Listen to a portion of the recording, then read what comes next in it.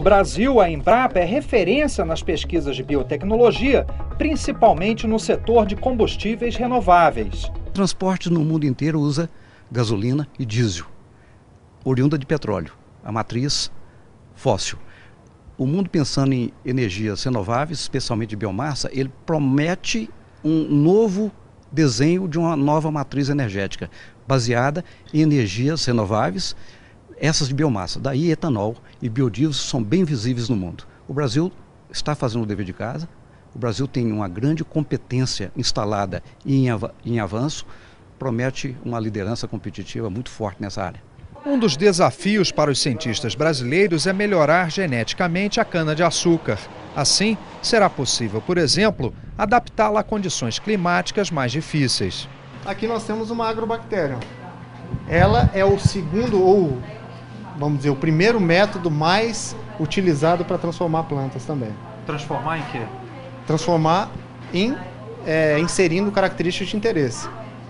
No caso, tolerância à seca, um gene que confere tolerância à seca, o uso eficiente do nitrogênio, fósforo, resistência a inseto, pragas, enfim, nematóides. Você vai fazer com que essas bactérias sirvam, por exemplo, como uma espécie de vacina para a planta ficar mais resistente. Ela vai ser o meu vetor, o meu mediador do processo. Então, ela, naturalmente, ela faz essa transferência do meu gene de interesse para o cromossomo da planta, né?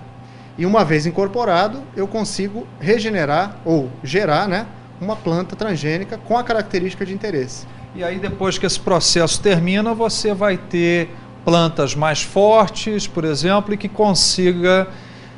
consigam evitar a utilização excessiva de fertilizantes ou de pesticidas. Exatamente. Em várias regiões do Brasil, a biotecnologia virou um setor estratégico. Ela agrega valor a combustíveis, alimentos e remédios, considerados fundamentais em qualquer país de economia avançada.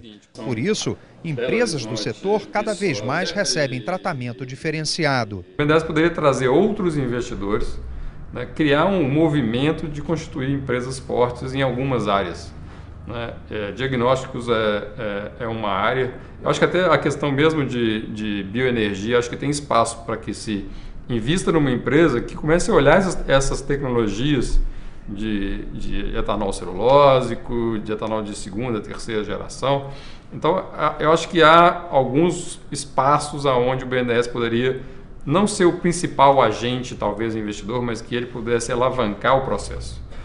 O eixo entre Campinas e Ribeirão Preto já contava com uma base de tecnologia avançada na informática, telecomunicações e aeronáutica. A biotecnologia foi um passo natural na parte do país onde mais se produz cana-de-açúcar. Rica em sacarose, ela é uma das grandes fontes energéticas da natureza. Além do mais, a região é uma das grandes produtoras brasileiras de papel e celulose, de onde também pode sair o biocombustível. O CTBE, Laboratório Nacional do Bioetanol, foi inaugurado em 2010. Ele é parte de um movimento que pretende colocar o Brasil na dianteira internacional. O Brasil tem uma posição no planeta que é privilegiada. Nós temos a maior taxa fotossintética de cana-de-açúcar, nós estamos numa região onde tem bastante água e solo excelente. Cientistas brasileiros calcularam que até 2025, 10% da gasolina utilizada em todo o mundo poderia ser substituída por etanol feito aqui no Brasil.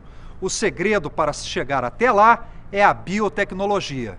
A gente quer minimizar o uso de enzima, que é um insumo muito caro no álcool. Traduzindo, eles querem quebrar as moléculas da celulose contidas no bagaço da cana sem precisar usar tantas enzimas, proteínas que se dobram e aceleram a quebra das moléculas. Quanto menor a quantidade e variedade de enzimas, mais barato fica o processo. Afinal, a maior parte das enzimas usadas no Brasil são importadas. Podem ajudar na fermentação do pão ou descolorir calças jeans na indústria têxtil. A única fábrica de grande porte no Brasil é a Novozymes, que fica em Curitiba, só que o capital é dinamarquês. No nosso conhecimento, nós temos hoje, duas empresas que suprem o mercado de enzima mundialmente.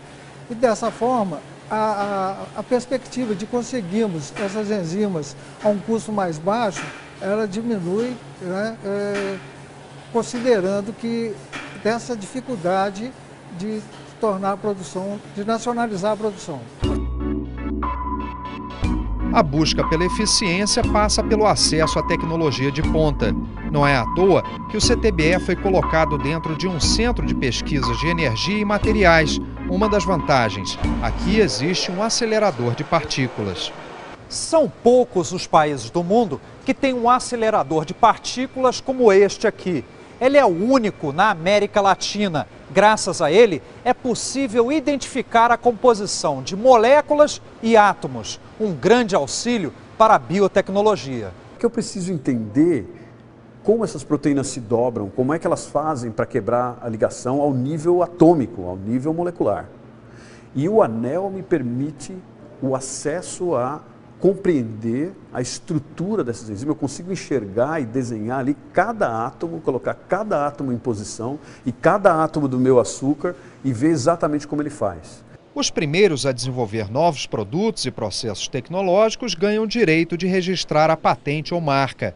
Assim, ficam protegidos e podem vender esses direitos de fabricação do produto ou o uso da nova tecnologia. Neste ponto, o Brasil está atrasado. Por isso foi criado um setor específico no CTBE. O Brasil perdeu muita tecnologia muito boa no passado para a indústria farmacêutica e tudo mais por falta de informação. Universidades brasileiras trabalharam em produtos que foram assim um boom no mercado mundial e o Brasil não recebeu nada. O Capotem, que foi um fármaco para hipertensão arterial. Várias universidades brasileiras trabalharam nele, USP, Unicamp, e uma multinacional depositou a patente. No Brasil ninguém depositou a patente, não se sabe por quê. Eu suspeito que era falta de educação a respeito. Essa multinacional ganhou 5 bilhões de dólares por ano durante 5 anos e o Brasil não ganhou nada. De lá para cá, o país ficou menos ingênuo. De 2004 para cá, lançou a Lei da Inovação, já regulamentou a lei, tem oferecido incentivos fiscais para as empresas que colocam cientistas dentro do quadro de funcionários, que investem em instituições de pesquisa. Então, ele está tentando fomentar a pesquisa na indústria. O Brasil hoje é o maior produtor de bagaço e palha de cana no mundo. Parte deste bagaço é usada para gerar eletricidade nos canaviais. O plano é passar a produzir o etanol também deste material, desde que o custo seja viável. E já foi dada a largada para uma corrida internacional nesta área. Para fazer o etanol celulósico, por exemplo, contanto que nós cheguemos a um custo de enzima, que é um dos custos mais altos que nós temos no processo, que seja razoável, com certeza várias empresas vão vir aqui e vão tentar instalar os seus processos no Brasil para usar a nossa matéria-prima. Na verdade, essas empresas transnacionais já chegaram.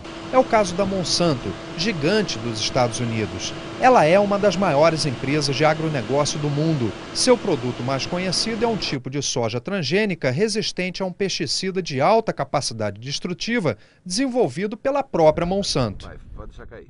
Em 2008, a multinacional decidiu expandir suas atividades no Brasil. Comprou 2 empresas brasileiras de biotecnologia que pertenciam ao grupo Votorantim. Uma delas, a Canaviales, que investe no melhoramento genético da cana-de-açúcar. A outra foi a Alelex, que modifica o código genético de bactérias usadas na produção de biocombustíveis. Com a aquisição dessas empresas pela Monsanto, eu acho que o grande benefício que nós tivemos como empresa e o Brasil como cultura e a cana-de-açúcar nesse caso, nós nos beneficiamos muito porque nós tivemos imediato acesso ao que de melhor e maior existe em termos de tecnologia no mundo pela Monsanto. A gente está utilizando agora, nesse momento, a transferência da tecnologia BT-IRR para introdução em cana-de-açúcar. A tecnologia BT é dominada pela Monsanto e outras 2 multinacionais norte-americanas. Sementes de culturas estratégicas como soja, algodão e milho recebem genes de bactérias e ficam resistentes a certas pragas. São culturas que colocam o Brasil entre os maiores produtores mundiais.